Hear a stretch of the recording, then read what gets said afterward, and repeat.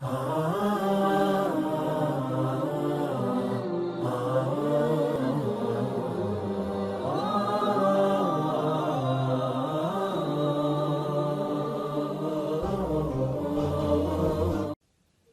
میں خواتین کی دو خواتین کی گواہی کیوں ہے ایک مرد کے مقابلے میں؟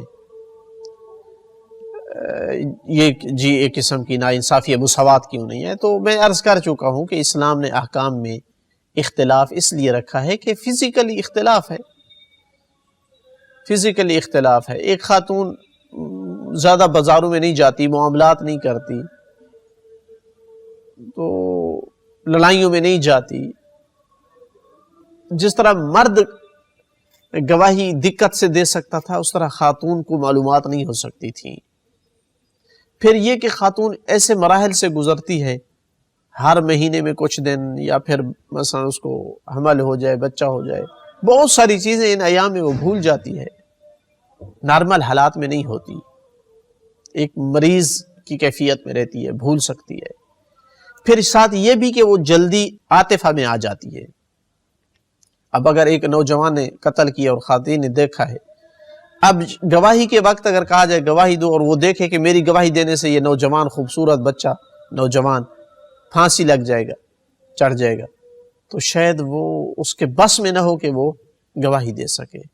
تو بہت ساری چیزیں ہیں جو گواہی میں جو ہے وہ مرد میں گواہی کی زیادہ صلاحیت تھی۔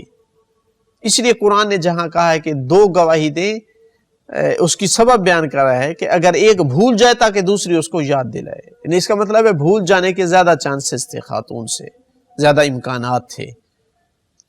تو یہ نہیں ہے کہ خاتون کا مقام کم ہے، اللہ کے نزدیک عزت کم ہے۔ اللہ نے تو قرآن میں خاتون کے قصیدے پڑھے ہیں، جناب مریم کی مدح و ثنا کی ہے، جناب آسیہ زوجہ فرعون کے جنت میں مقام کا ذکر کیا ہے،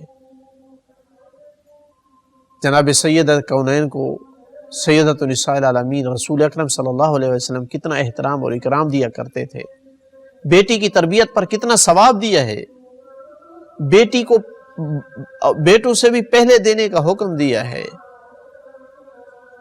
لیکن فزیکلی کچھ فوارق ہیں، کچھ اختلاف ہیں مرد اور خاتون میں، جن کی وجہ سے احکام میں اختلاف رکھا ہے، نہ کہ اس میں اس کی کوئی انسلٹ کرنا مقصود تھی۔